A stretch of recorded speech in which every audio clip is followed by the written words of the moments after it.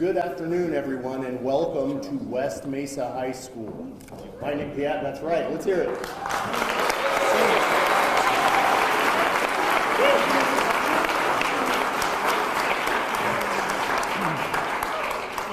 My name is Benjamin Baker, and I have the privilege of serving as a public policy advisor to our governor up in her office, and I'm grateful to be here.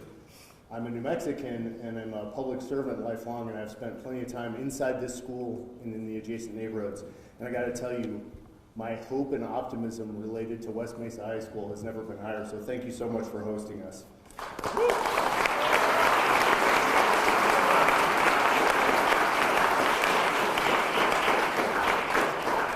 We have some remarks today from some of the most critical leaders within state government, both on the legislative and executive front.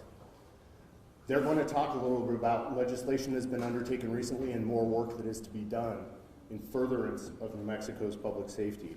But before we get to that, I want to extend my gratitude to APS Superintendent Dr. Blakely, who's sitting in the front, the board members,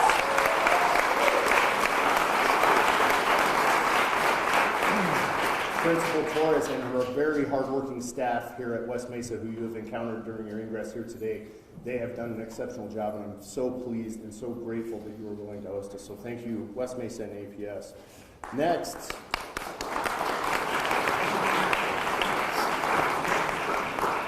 I want to thank our governor. I want to thank her.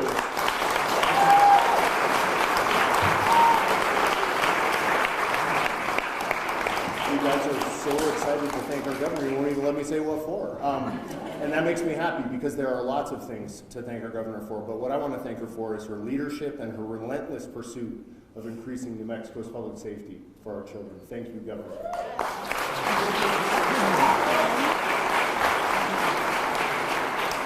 To our legislative leaders, senators, and representatives, many of which are seated up here on our stage. Thank you so much for the work that you have done to get us to the point where we are now. These are difficult topics, and the miles were long in this session. We thank you so much that we could be here today for the governor to sign into law meaningful legislation that will help make New Mexico safer. Thank you, legislative body.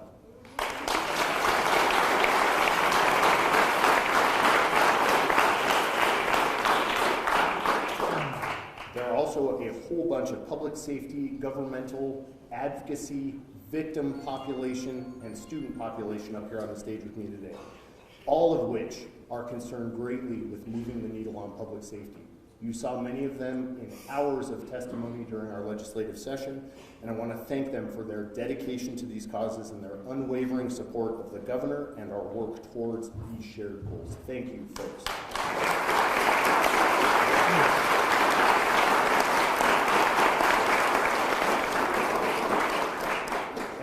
But certainly not least, and there will be an opportunity when we get done here as we're gathering in for some of the photo pieces for the bill signing. I want to thank the most important people in the room from my perspective. The most important people in this room are the young people. They are our future. They are our most important investment, and they are the thing that we hold the closest to us in this community and this state. Thank you for your courage, thank you for your interest, and thank you for your willingness to make our state a better place by being here. Your work is seen by this group, and I want you to know that today, that they see you, and you have our respect and admiration. Thank you, students of West Mesa High School.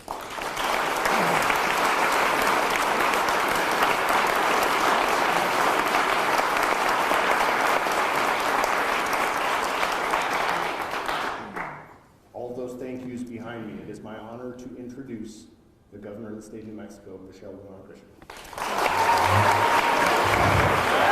Thank you.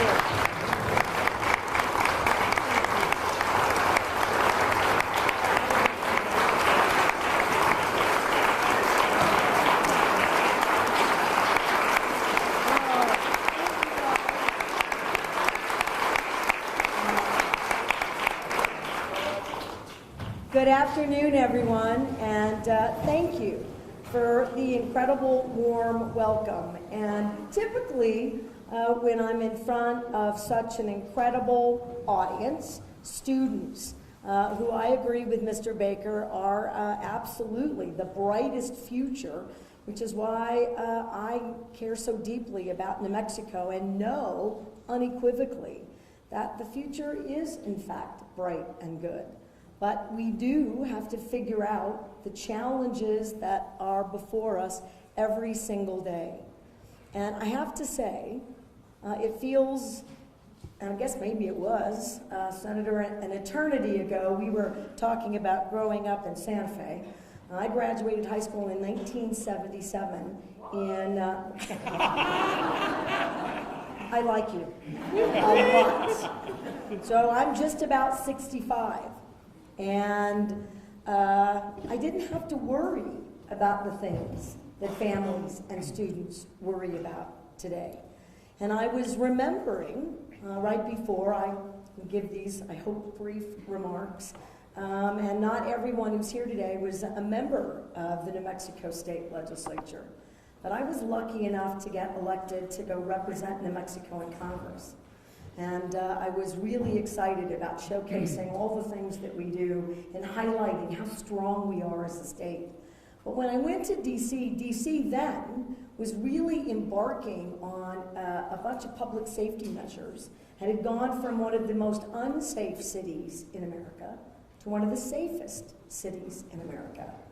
And I told a story. I wonder if Senator Worth remembers, or Senator Ivy Soto. It's my first speech to the legislature, and the Senate comes and the House comes, and they're very kind. They let the members of Congress, talk about their policy work, the federal level, and how we can be partners. And I wanted to talk about public safety. It's 2013. And I said, I live in a house that I raised my children in the North Valley. My kids walk to school at Valley High School. They walk to their schools at Alvarado and at Taft. I didn't worry about their safety. I could go at any time to go run and walk the neighborhood or go shopping, and I never thought about anything. But at the point that I was making that speech, I said to the legislature, I don't know anyone in my neighborhood. And I get home late at night. I don't know the other people in the other apartments. I don't know anyone in the underground parking. I'm not familiar with the streets or any of it. I don't look at the crime rates. But I never feel unsafe when I leave at 1 o'clock in the morning and go out for a walk or for a run before my next day. But that's not how I feel about my neighborhood anymore. I worry about leaving my house where I've known every neighbor and every person in that neighborhood for decades.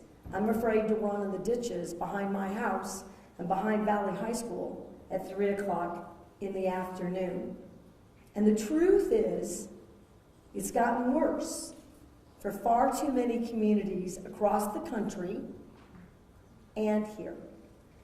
And when I was your age, I didn't have to worry about students with guns.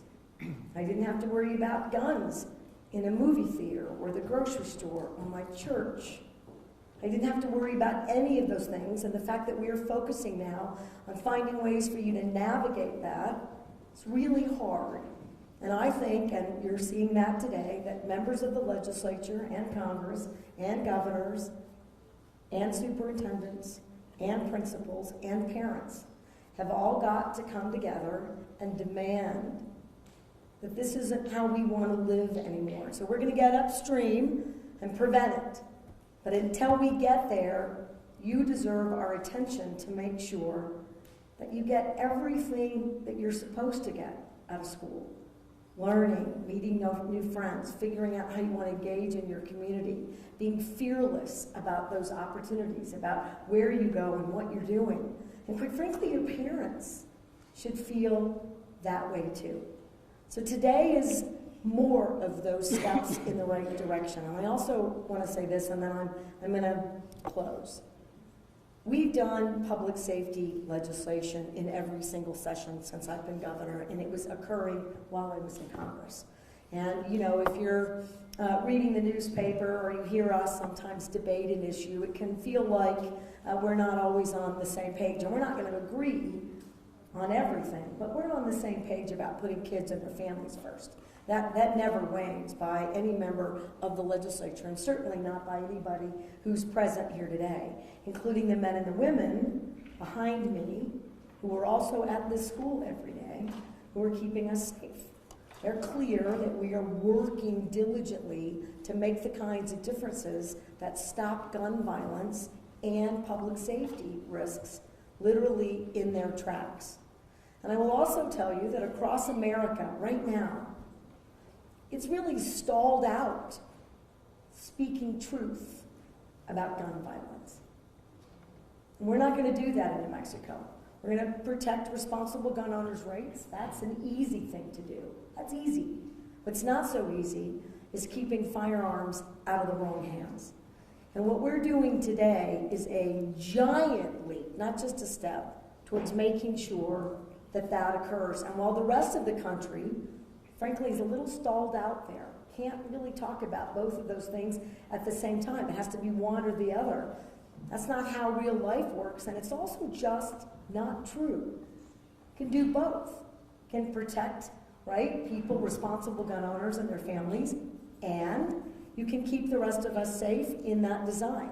And that's exactly what New Mexico is going to be known for, and it's exactly what we're going to achieve in every community, not just Albuquerque, because it's an issue everywhere. So here are the bills in a nutshell. One, we're going to sign today that you can no longer have a firearm out and about when you're voting, so at polling places. And for those of you,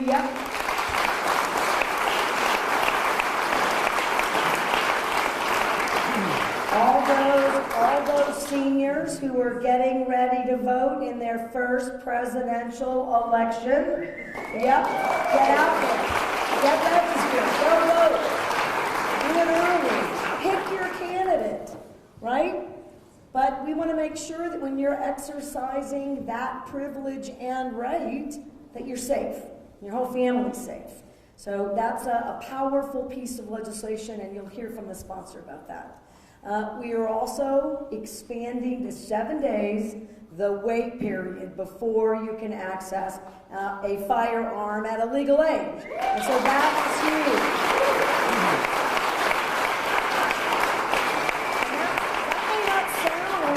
Like a big deal, but ask the folks right over here in particular. It's a huge deal. This bill will save so many lives. And in fact, in our state, too many people who feel like they're at the end of their rope and just need a little more time to reach out for help, don't. And when you get a firearm readily and easily, we have far too many people of all ages who take their own lives, and we can do something about that. And so in New Mexico, by golly, we have. And so today, in a few minutes, 7-day waiting period, and I'm really proud of the legislature, and particularly Moms Demand Action, who are here today. So thank you.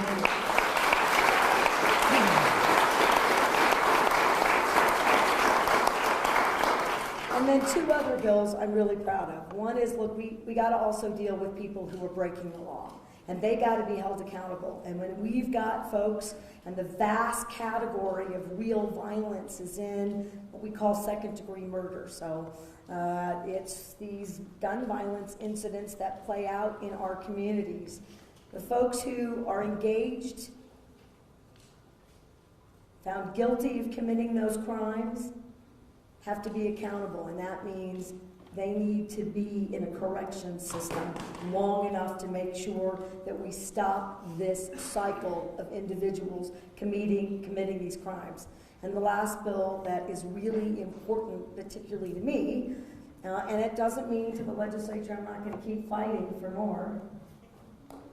Thank you. Yeah, more is coming. But it sounds technical, and it's this simple. If you've committed a crime, a serious crime, felony, and you're right back so that you violated your conditions of release pending going back, to trial for the entire due process that you're entitled to. If you commit another crime, you're not getting back out of jail. You're staying there until we are really clear that you're either innocent or guilty of those charges, and we stop a revolving door. And I'll put it in a perspective. That would be like someone who gets detention but never shows up and nothing ever happens. It's not fair to the rest of the students. And I got a feeling that the principal here, you're going. And if for some reason they let you not go, you got excused, you're coming the next time, or you're making it up. Well, if that's the standard for you while you're at West Mesa, then why isn't it the standard for all the adults in New Mexico? And now it is. So thank you very much, Senator Ivy Soto. I'm going to end with this.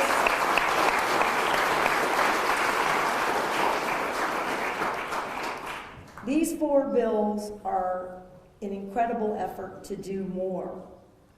We have to be vigilant and continue this work until Albuquerque and New Mexico are the safest places in America to raise your families, to go to school, to own a business. That's who New Mexicans are. Other states look to us about where we ought to lead and lean in. And I'm looking at so many incredible students here. And I think about all of the stuff that New Mexico will accomplish because of you. But we got to make sure that you have every single opportunity to do that. And really leaning in on public safety and demanding, I love that we will end gun violence in our communities is the only way that that occurs for every single New Mexican. Thank you for welcoming me to your school. Thank you very much for having me. Let's go.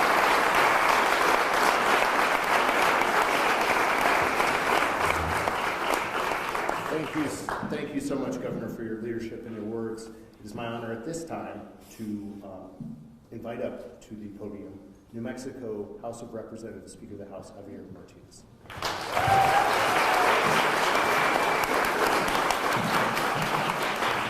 Thank you, Ben. Thank you, Ben. Buenas tardes, ¿cómo están? Muy bien. Buenas tardes, ¿cómo están? Muy bien. Before I begin, I want to thank the governor for her leadership, for the invitation to be here today, as well as my Senate and House colleagues. Special shout out to my friends and family in law enforcement. Thank you for everything you do to keep us safe day in, day out.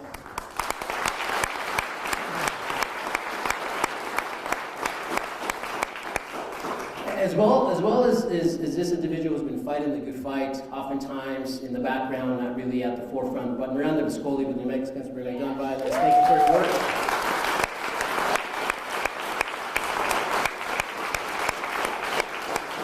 All of the amazing moms behind me and in the audience, thank you for your work. And my brothers and sisters in this journey to make our community better by improving our public safety, by providing opportunities for jobs for our young people, my brothers and sisters in the Building Trades Council, and all of you individually and representing each of your organizations, thank you for your work.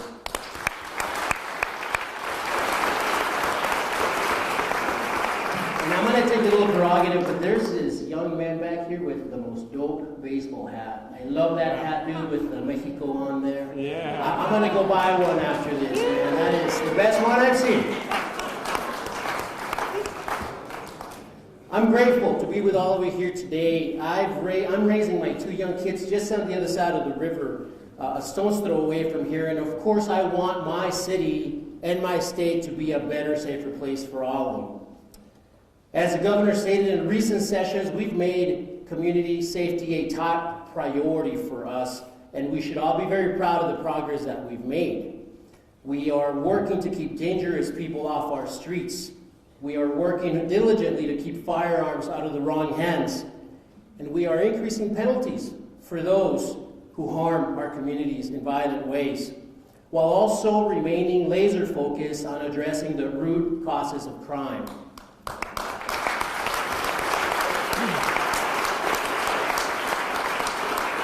But we know that more needs to be done, and crime will not be resolved with a single bill or a single legislative session. That's why this is going to require that all of us, elected officials, law enforcement, community leaders, experts, continuing to come together to have those hard conversations and working hard to develop meaningful solutions for all of our communities. And I know that each of you is ready for that challenge. I know that each of you is ready to commit yourselves to making this work. As our work continues, it does not end with the end of a legislative session. We will continue to work diligently in the interim to ensure that we are addressing the most pressing needs that are impacting you. And I'm looking at you, the students. I'm looking at you, your parents, your families, those who are helping raise you. We also need to acknowledge the historic budget that we passed in the 30-day legislative session and that the governor is now considering through her process. But it is a budget that, with her leadership, with the leadership of the Senate and the leadership of the House, makes investments in law enforcement to ensure that they have the tools that they need. Resources for our judicial system to ensure that our judiciary has the resources that they need, including pretrial monitoring, and as I said earlier, tackling the root causes of crime with a historic apprenticeship fund that these folks right here in the audience helped create over last interim to ensure that many of you, if you so choose, can go get a job literally right out of high school, a job that pays you well, a job through which you can raise your families. As the governor stated, we also took huge steps forward to reduce gun violence. The 7-day waiting period bill, championed by my colleague, Representative Romero, is a game changer. It will save lives.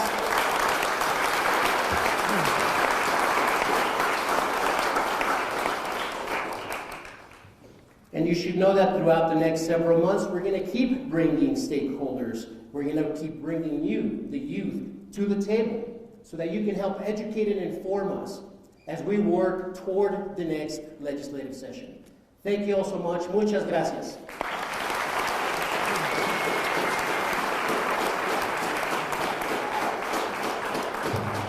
Thank you, Speaker Martinez. Well said. At this time, I'm going to invite Leader Peter Worth, the Senate, to introduce his bill.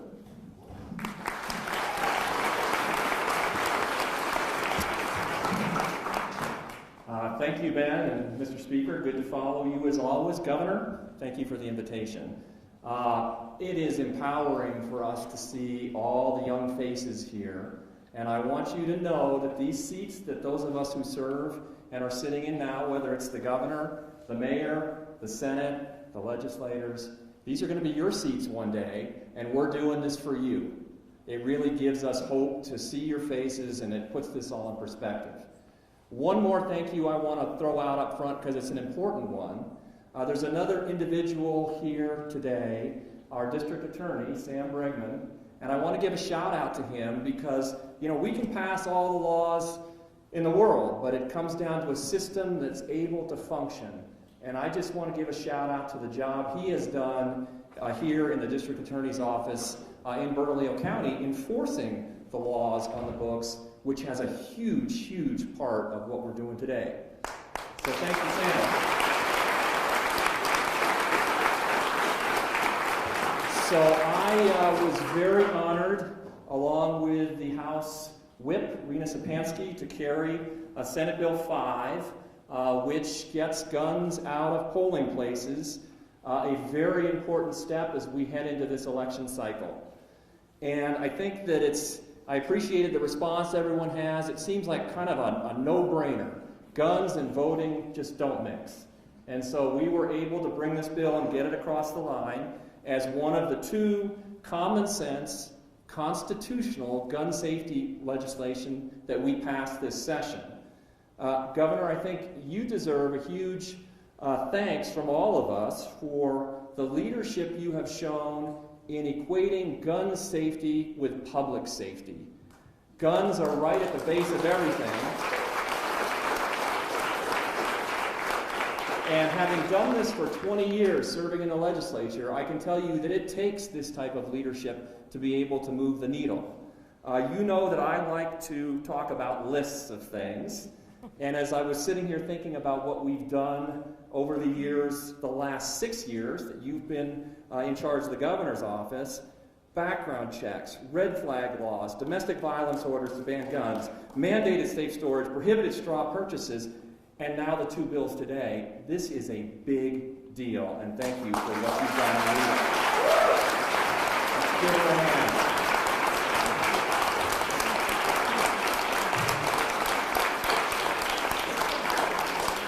thank you to my colleagues in both chambers. It's not easy passing these bills. It takes a discussion amongst all of us inside our caucuses about the importance of this. But I think what you're seeing today is the result of a very good effort this session. There is more work to do, and I agree with the speaker in what he's laying out. And I think there's a commitment in both the Senate and the House to continue this work. And again, we look forward to an amazing couple more sessions, Governor, to continue to check the boxes on gun safety and public safety. Thank you so much. Thank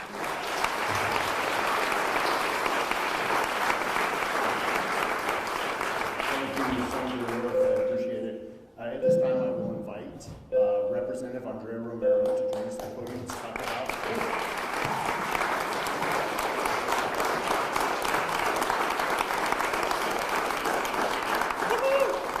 Good afternoon, everyone. Hi, students. I'm so excited to have you here today. My name is Andrea Romero. I'm representative for the Norte in northern Santa Fe County. I got into this work right after the Parkland shooting. And as many of you know and have experienced in your schools, you want to just show up for school every day and learn and do your amazing activities and do the things that you love. And the fact that you have gun violence hanging over your head every day is why I do this work. I just want to know not just the students, but the moms here, the folks fighting the good fight every day to make sure that we can feel safe in our communities are those that are listening to you. And I know that you're suffering the range of gun violence and the things that we've had. And I was the first yard sign in America, according to every town, that had a gun safety sticker on it. The fact that we have to do that today is ridiculous, but the fact that we're fighting for you is why we do this work. Many of you know that right after graduating high school, I went to a concert in downtown Albuquerque, and someone decided to spray bullets into a crowd of people right in a back alley while we were trying to meet the band. And that whole situation is why I think so many of us wonder what could happen to us on any given day. And the fact that you have to face that, no one ever should. And I know I never should have experienced that. And then, as we continued the work in the legislature, Uvalde happened. And after that, I had about 20 gun bills that I was ready to go to the mats for. And we landed on waiting periods. And what we know about our community is that a lot of people who are suffering go purchase a gun and harm themselves. And that means a lot to those who have been affected by, those who've committed suicide, those who have hurt themselves or sought to harm themselves at all. And we closed a critical loophole in having that waiting period by making sure that those who go in for a background check get one and have 7 days to wait to ensure that that happens, and then 30 days if that doesn't happen. And so we're the stories that we carry in order to make sure that we create the best legislation possible for these things to take place.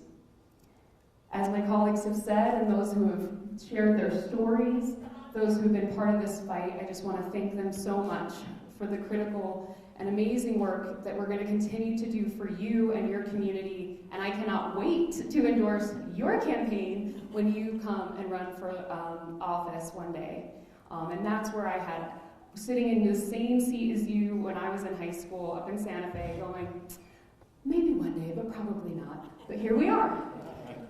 And so for those who are still suffering and those who have fought the good fight on understanding and talking to us and sharing those stories about what you've been through, keep talking to us, keep sharing, keep ensuring that we hear your voices.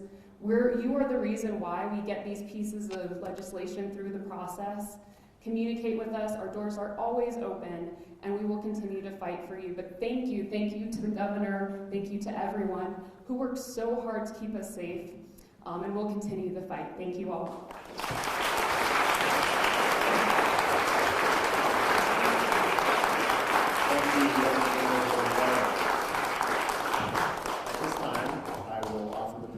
Senator Antonio Maestas.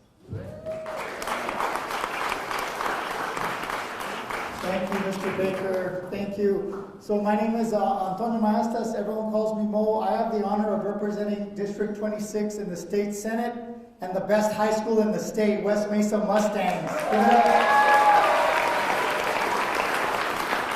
up. I want to thank the Honorable Governor, Mayor Keller, DA Bregman, the action that the moms are demanding, and all the law enforcement representatives here today. The governor actually, when she started back in the day, she represented this district in the state, in the county commission. So the governor knows the West Side, she loves the West Side, and the West Side loves you, Governor. Thank you so very much. We're doing a lot of good things on criminal justice reform when our brothers and sisters are falling off with substance abuse, alcoholism, whatnot. They get into trouble, we can steer them on the right road, hold them accountable. But when someone is murdered, when someone is killed, that's a line that you cannot come back from. The trauma from a murder not just affects the decedent, but it affects the family for 3 generations. That trauma remains with the family. It also affects a community, co-workers, a school, an entire city or a state. And that is why with the governor's executive message, I introduced Senate Bill 96, and with the help of the leadership in the Senate and the House, we now increase penalties for second-degree murder. There's a fine line between first and second-degree murder, and now in our criminal code in New Mexico, first-degree murder and second-degree murder are the 2 worst penalties in New Mexico law.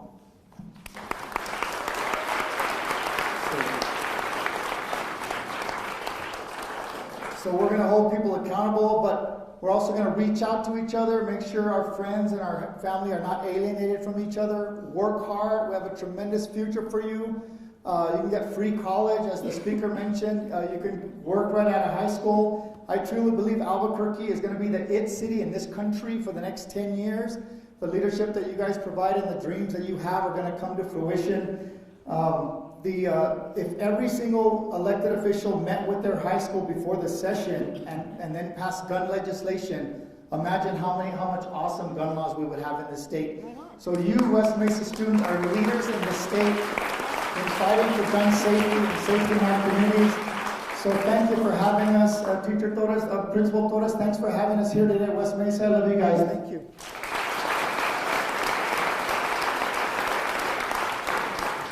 Thank you very much, Senator Maestas.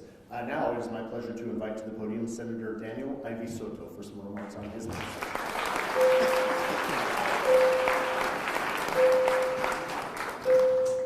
Thank you very much. Although I am hearing the bell. Do people need to go to class or come back in? Is that, no? Is everybody okay? Okay. Principal's here. Everybody's okay, right? Okay. Very good. I just want to make sure nobody's going to be tardy. Excellent. It's great to be here. By the way, I used to teach at Manzano High School. And I had a choice this morning when I got dressed of wearing purple or knowing that I was coming to West Mesa wearing blue. I chose to wear blue. Because I knew where I was coming today. And West Mesa is a great school, and I'm so proud to be here with all of you here today. Also, how many of you students have taken government already? Okay, a bunch of you have not yet taken government. When you do take government, okay, this is an important part of government, is how a bill becomes a law, right? And this seems like, oh, it's a lot of fun for a bill to become a law, right? Because, like, you know, it's very festive, right? Everybody comes together. Okay, the reason why people are laughing is because to get to this point, for example, my bill, in order to get to this point, first I had to have a conversation with the governor about it. In a 30-day session in New Mexico, the governor has to give what's called a special message. And the special message has to say that it's allowed to be heard in a 30-day session unless it has to do with the budget. And because this doesn't have to do with the budget, then I had to go talk to the governor about it. And in this particular case, the governor said to me, well, I have another approach. I'd like for you to support my approach. And I said, okay, fine, I'll support your approach. But if something happens with your approach, then can we come back to my approach? And she said, yeah, sure, no problem. But support my approach first. I said, Governor, I will support your approach. But then something happened to her approach. We won't say what, but let's just say that it made it available for us to have a conversation about my approach. So I went back to the governor, and the governor's like, okay, now let's talk about your approach. So the governor issued a special message. Then I introduced the bill. Then the bill had to go to what's called, in the Senate, the Committees Committee. The Committees Committee then ruled that, okay, yes, the bill can be heard. Then the bill had to go to the Senate Health and Public Affairs Committee. And I had to convince a majority of that committee that the bill could be heard. And most bills on this topic died in that committee. But this one survived. Then the bill had to go to the Senate Judiciary Committee. And it went to the Senate Judiciary Committee, except it didn't come out of the Senate Judiciary Committee. And I was very sad.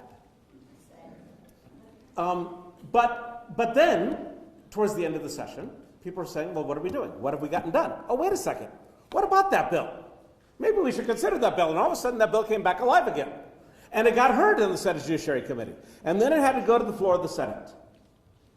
And after going, and then I had it, so I had to defend it in the Senate Judiciary Committee. Then it goes to the Senate, to the floor of the Senate, and I had to defend it on the floor of the Senate. And then it goes into the House, and the Speaker of the House then assigned it to the House Judiciary Committee.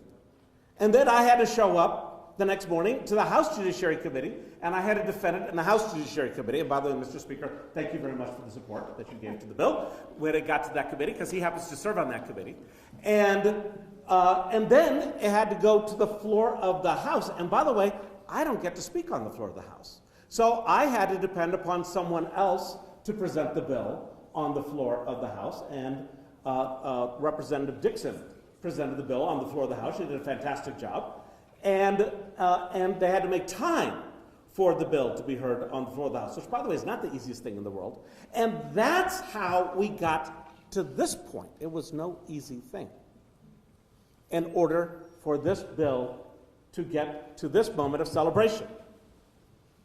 Now, what does this bill do? This bill, exactly as the governor was saying before, what this bill says is, right now, if you commit a felony, right, you go before a judge, the judge sets what's called your conditions of release.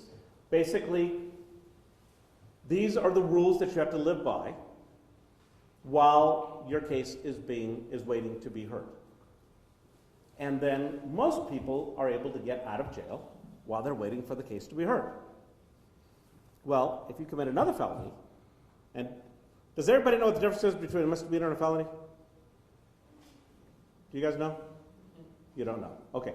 So misdemeanor, you go to jail. Felony, you go to prison. Basically, okay? Misdemeanor is you kind of screwed up. Felony, you really screwed up. It's really bad.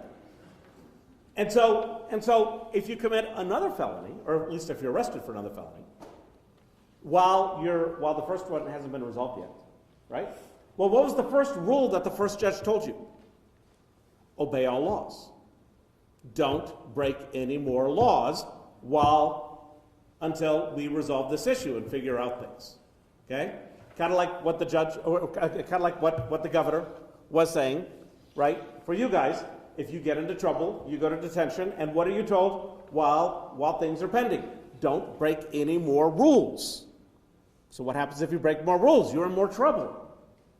Well, so what this bill basically says is, we're not going to let you out right away. You don't get to break more rules and expect to get right back out on the street again. And instead, the judge who said don't break any more rules has to look and review what happened before you are even considered for getting out. And that also means that our district attorney, Sam Bregman, gets an opportunity to go before the judge and say, Judge, you told this person, don't break the rules, and they broke the rules. And it gives them an opportunity that right now they don't have. And so that's what this bill does. This bill is going to make, when it goes into law, it is going to make a direct impact on how safe our streets are going to be in Albuquerque. And I'm super pleased for the support from my colleagues, both in the Senate as well as in the House. And I'm very, very grateful to the governor for the support that she has given me in this bill and the support for signing this bill today because of the difference it's going to be making. Thank you all so very much. That is how a bill becomes a law.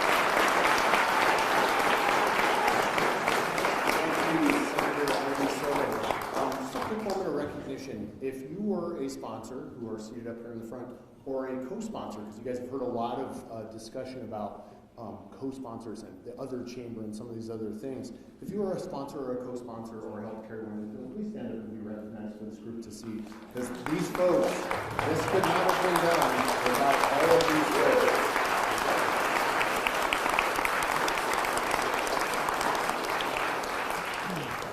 At this time, it is my honor to invite City of Albuquerque Mayor Tim Keller to come and share a few thoughts relative to these students.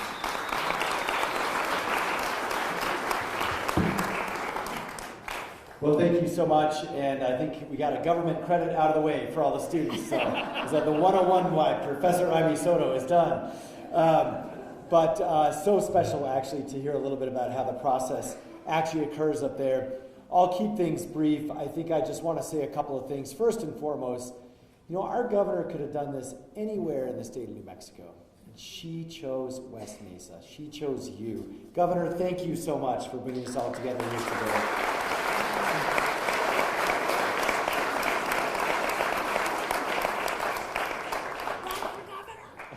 Now, I think it's not lost on anyone, of course, the challenges that we have in our city. And I even remember it was almost 2 years ago today when we had a tremendous tragedy right here at West Mesa. And there are memories that I have that I don't ever want to think about again in terms of what happened at the school. But also, there are points of pride and joy about how this school in this community responded. And I just want to acknowledge, I remember discussing with your principal, as many of you were waiting for your parents to come and so forth. But everyone who was here that day, from each student who was here then to every single person who works for West Mesa and for APS, I want to thank you for what you did to keep everyone else safe, especially Principal Torres. Let's acknowledge her and her team. Thank you so much.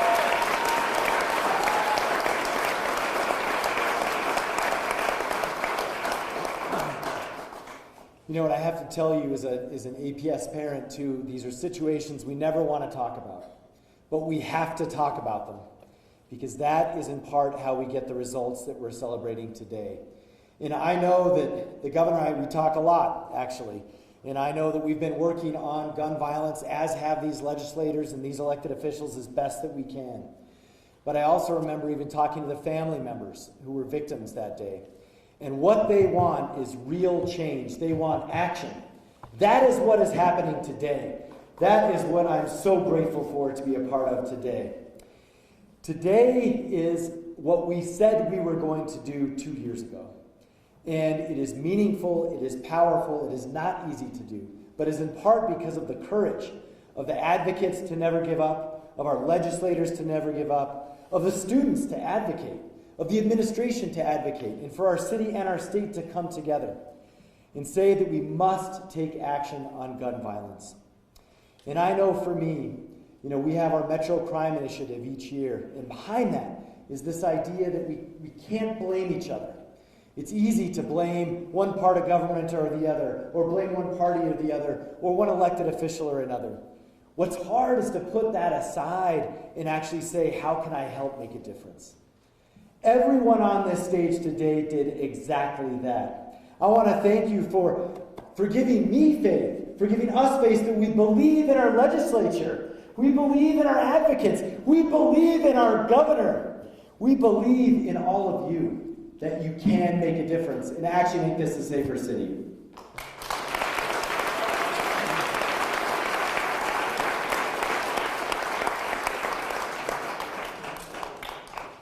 So really, on behalf of the entire city, I want to thank everyone who's here today. I want to thank these legislators for continuing that faith, for never giving up, and for believing in each other, believing in Albuquerque, and believing in the promise of this state and the city to be a wonderful place to live for all our families. Thank you so much.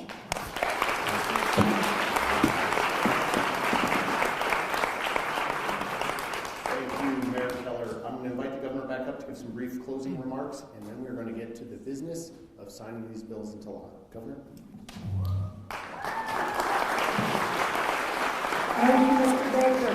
I don't have much to add. Let's just get to what the whole end of the press conference is about. The second my signature is on those pieces of paper, The 4 bills that we talked about are law in the state of New Mexico.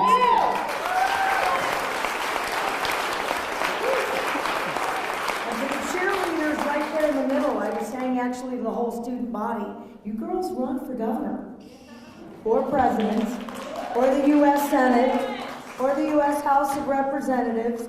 Young voices are going to heal the entire country.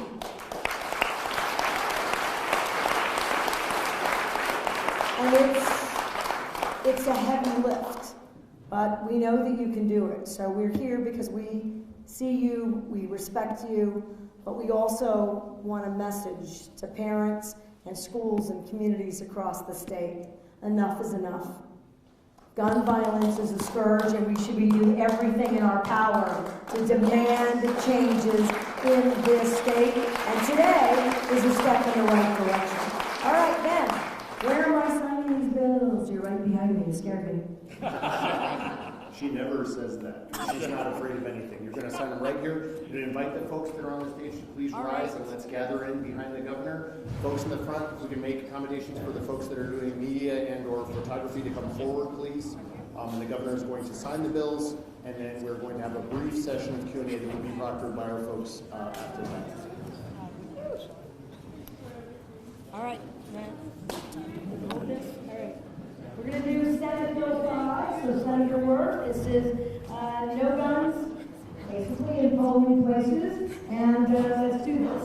So today is March 4th.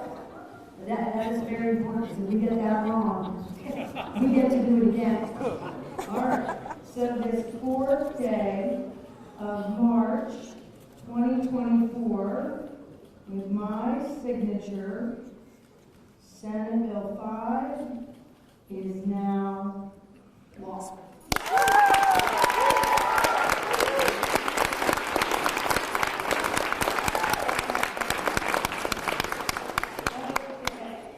Here we go. I've got the number. This is the waiting period. I'm very close by. House Bill 129. Get right over here. Hello, are you ready? All right, this 4th day of March 2024, Michelle Lujan Grisham, governor of the great state of New Mexico, is now hereby law.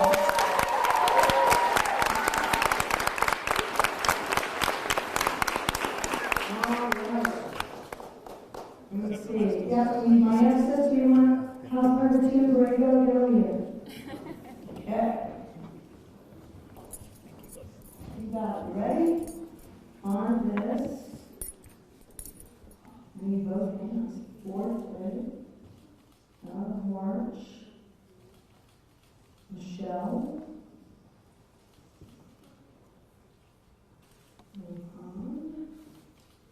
Grisham, holding people accountable, felons, now law.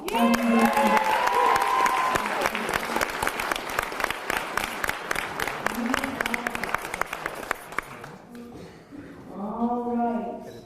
Senate Bill 271, I like how you explained how you had to save them.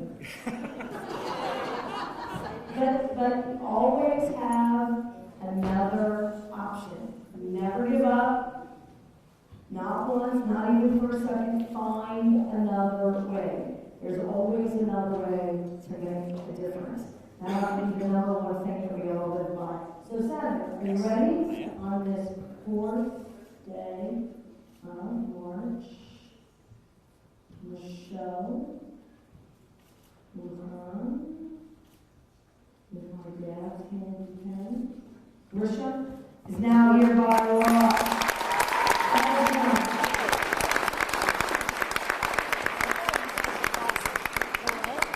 Chairwoman, how are you? Good. Okay, folks, that concludes the bill signing ceremony and the photo ops. So people can either return to their seats if they want to continue to listen while the Q&A is run, but they don't feel like they have to stand up unless we need to get any more shots. Seeing that. Okay, yeah, you folks can return to your seats.